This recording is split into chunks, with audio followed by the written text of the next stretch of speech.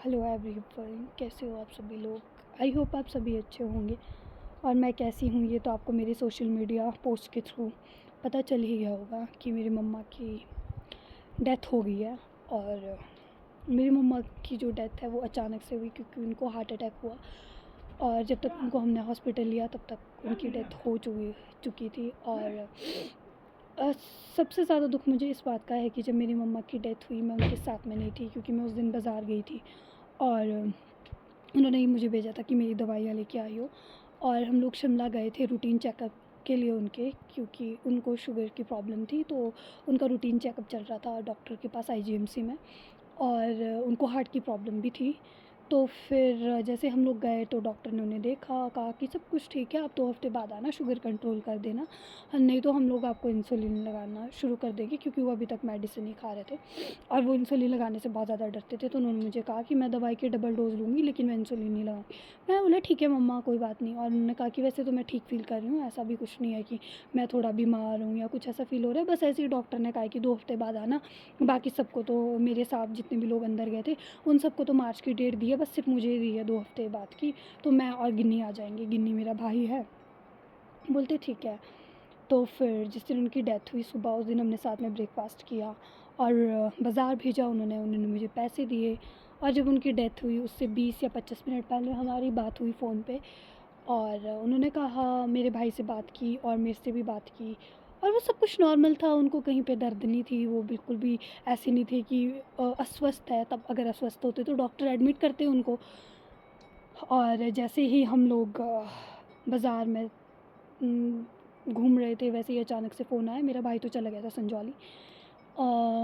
Phone आया और कहा कि तुम्हारे मम्मा को चक्कर आ गया है। मुझे लगा कि मम्मा को वीकनेस है, इस वजह से मम्मा को चक्कर आ गया होगा। तो मैंने कहा कि उनको आईजीएमसी लेके आ जाओ, मैं गिन्नी को कॉल करती हूँ, वो गाड़ी लेके आ जाएगा। वो संजौली गया और उसने गाड़ी ली और वो फटाफट गाड़ी लेके पहुँचा, क्योंकि वो भी बहुत ज़्यादा डर गया था। और मैं भी आईजीएमसी गई।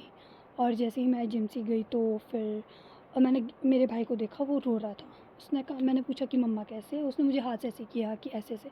मैंने बोला, मैं कहा तू ऊपर क्यों नहीं जा रहा है, मम्मा के टेस्ट वगैरह लिखे होंगे डॉक्टर ने, और तू यहाँ पे रो रहा है।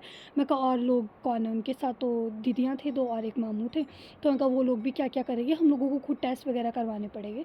तो उसने बोला कि जब तक मम्मा होश में नहीं आते मैं ऊपर नहीं आता, और तू जा। फिर मैं गई और जैसे ही मैं ऊपर गई वैसे ही मैंने देखा मेरी मम्मा का आंखें बंद थी और वैसे उनका मुंह खुला था। और अगर मैं आज भी वो दिन याद करूं तो मुझे बहुत ज़्यादा बुरा फ़ील होता है, और मैं रोना बिल्कुल भी नहीं चाहती हूँ, क्योंकि मेरे मम्मा कभी भी मुझे रोते हुए देखना नहीं चाहते थे।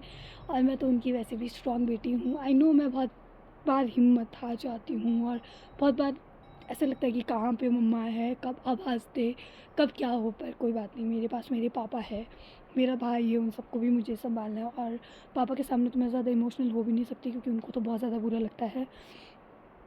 और एक माँ तो बच्चों के लिए क्या होती है वो तो तभी पता चलता है जब वो इस दुनिया में नहीं रहते। और मैं सच कहूँ तो मैं खुद, मेरा ऐसा नहीं था कि मैं वीडियो बनाऊँ या वीडियो के सामने ऐसे रोऊँ या ऐसा कुछ हो। बट मेरी मम्मा का सपना था कि मैं वीडियो बनाऊँ, और वो खुद मेरी वीडियोस बनाया करते थे। तो मुझे अभी पापा ने कहा कि बेटा तू वीडियोस क्यों नहीं बना रही है, तुझे वीडियोस बनानी चाहिए, तेरी मम्मा बहुत ज़्यादा पसंद करते थे तेरी वीडियोस बनाना, वो तो खुद तेरी वीडियोस बनाती थी, तो तू बना। और वीडियोस बनाना तो पहले मेरा सपना था, पर वो मम्मा का बन गया था, क्योंकि वही बात है, बच्चों की खुशी में माँ बाप की खुशी होती है।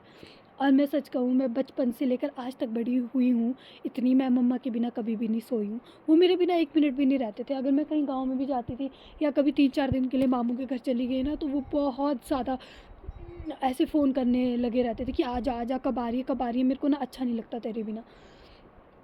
और मुझे भी नहीं पता था कि कभी मम्मा आप मुझे छोड़ के ऐसे चले जाओगे और मेरे को अकेले रहना पड़ेगा, और मेरे पास तो ऑप्शन फ़ोन करने का भी नहीं होगा। हाँ, पर कोई बात नहीं, मुझे हिम्मत करनी है और मैं हिम्मत करूँगी। और रही बात वीडियोस बनाने की, मेरा बिल्कुल भी मन नहीं था और ना ही मैं बनाना चाहती थी, बट मेरी मम्मा का सपना था तो मैं बनाऊँगी, और मैं स्ट्रांगली हर सिचुएशन का सामना करूँगी।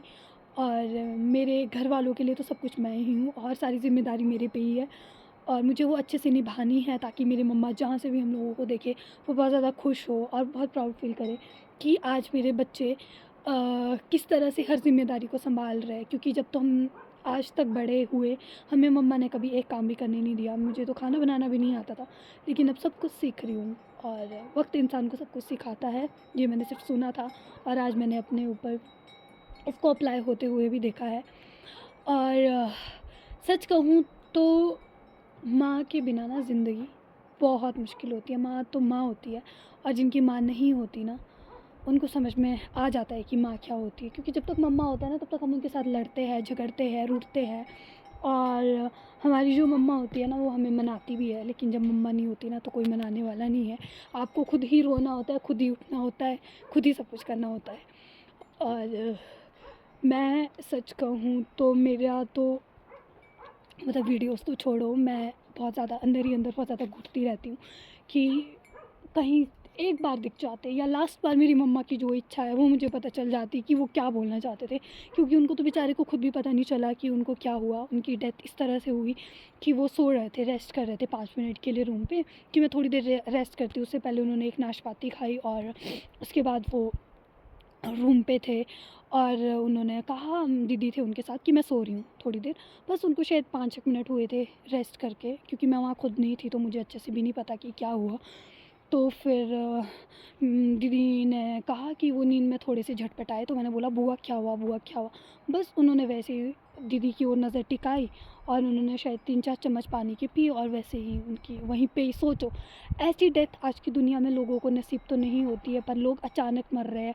बहुत नए नए लोग भी जा रहे हैं, तो मुझे थोड़ा उस वजह से भी हिम्मत आ जाती है। क्योंकि अभी मैंने रिसेंटली एक न्यूज़ पढ़ी, मोहाली में एक लड़की की डेथ हुई जो कि ठेऊ की रहने वाली थी, और उनकी एज 29 थी। उनकी माँ पे भी क्या बीत रही होंगी आज, जब उनके साथ ऐसा कुछ हुआ है। तो सब पे दिल ले जाना पड़ता है और हिम्मत करनी पड़ती है।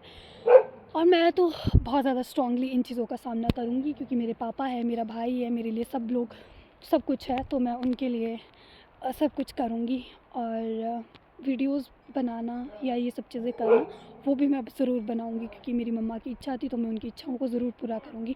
और मेरी इच्छा थी, पहले तो मैं वीडियोस बहुत बनाती थी, तो मेरी मम्मा का सपना था कि हम लोग वीडियोस बनाएं, मैं वीडियोस बनाऊँ। वो खुद मेरी आधी वीडियोस बनाई हैं उन्होंने। और अब भी मैं इन चीज़ों को कंटिन्यू करूँगी और हमेशा करूँगी। तो बस ये सब मैं आप लोगों को बताना चाहती थी। Bye bye.